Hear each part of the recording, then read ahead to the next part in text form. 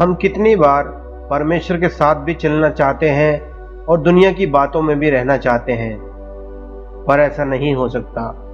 यीशु मसीह ने हमें बताया यूहन्ना 17 की 15 और 16 आयत में, मैं ये विनती नहीं करता कि तू उन्हें जगत से उठा ले, परंतु ये कि तू उन्हें उस दुष्ट से बचाए रख। जैसे मैं इस संसार का नहीं, वैसे वो भी इस संसार के नहीं। यीशु जानते थे कि दुनिया में बुराइयां हैं। जैसे परमेश्वर दुनिया के नहीं थे, वैसे ही उनके चेलों को भी दुनिया का नहीं होना। बाइबल कहती है कि हम दुनिया में तो हैं, लेकिन हम दुनिया के नहीं हैं। जब तक हम दुनिया में हैं, तब तक दुनिया की बुराइयां हमें हमेशा तंग करने की कोशिश करेंगी, लेकिन हमें उन बुराइयों में हिस्सा नहीं लेना। पहला यूहन्ना 2 की 15 से 17 आयत में हम देखते हैं, तुम ना तो संसार से और न संसार की वस्तुओं से प्रेम रखो।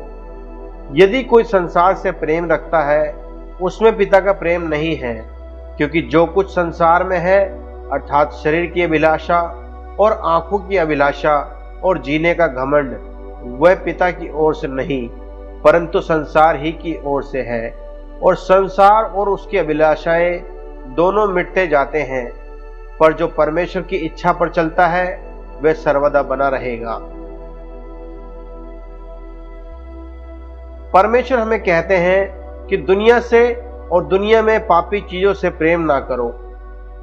जब इंसान दुनिया से प्रेम करता है, तो परमेश्वर का प्रेम उसमें नहीं रहता।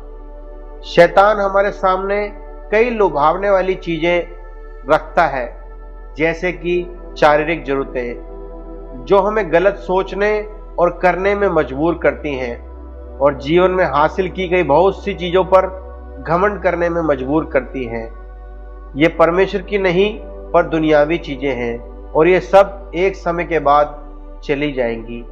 लेकिन जो परमेश्वर की मर्जी पर चलेगा, वो हमेशा की जिंदगी पाएगा।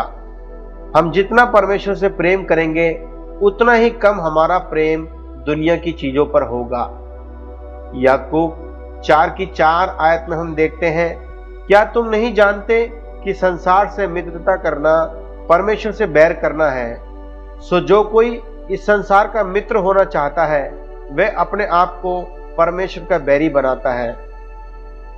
तभी हमें फैसला लेना है, यदि हम परमेश्वर को चुने या दुनिया को, हम दोनों को चुनकर खुश नहीं रह सकते।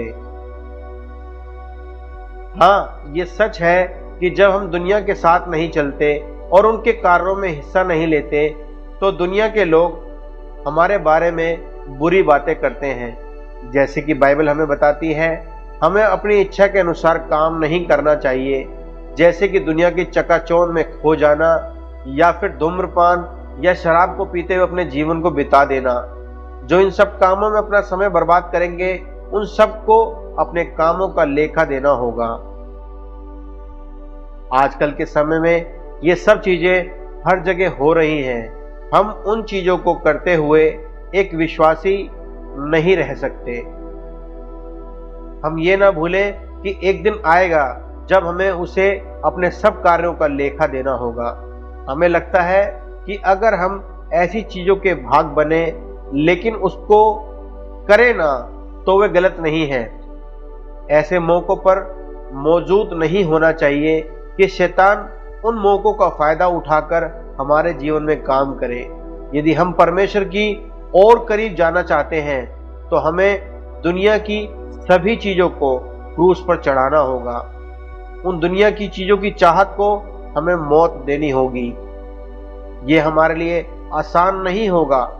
जब हम दुनियावी लोगों से अलग हो जाते हैं और परमेश्वर के साथ चलते हैं, तो उन लोगों को बहुत अजीब लगने लगता है, या फिर वे हमारा मजाक उड़ाने लगते हैं, और कई बार वे हम लोगों पर गुस्सा हो जाते हैं। लेकिन हमें यीशु मसीह की बात याद रखनी है, जो कि उन्होंने यूहन्ना 15 की 20 आयत में कही है।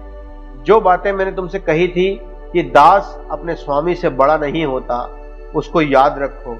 यदि उन्होंने मुझे सताया, तो वे तुम्हें भी सताएंगे। यदि उन्होंने मेरी बात मानी तो वे तुम्हारी बात भी मानेंगे।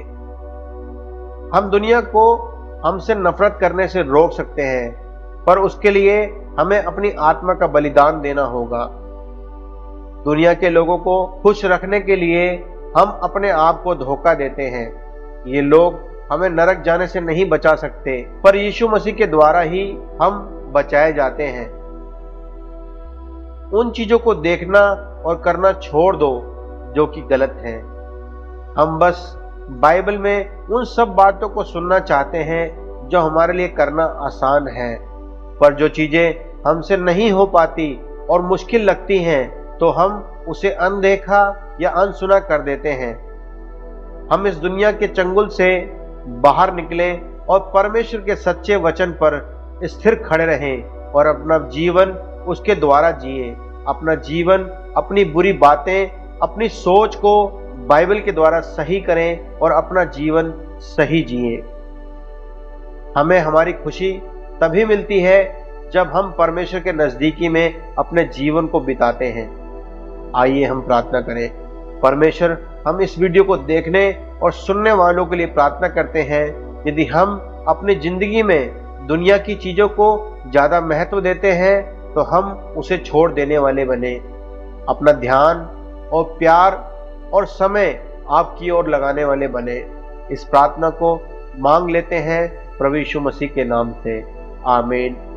हम विश्वास करते हैं कि आपको इस वीडियो को देखने और सुनने से परमेश्वर की आशीष मिली है। अगर आप चाहते हैं कि हम आपके लिए प्रार्थना करें तो आप अपनी प्रार्थना का विषय नीचे कमेंट बॉक्स में लिख सकते हैं। यीशु मसीह आपको अपनी शांति और सामर्थ्य दे और आप संसार की ओर से अपना ध्यान हटाकर परमेश्वर की राहों पर चल पाएं।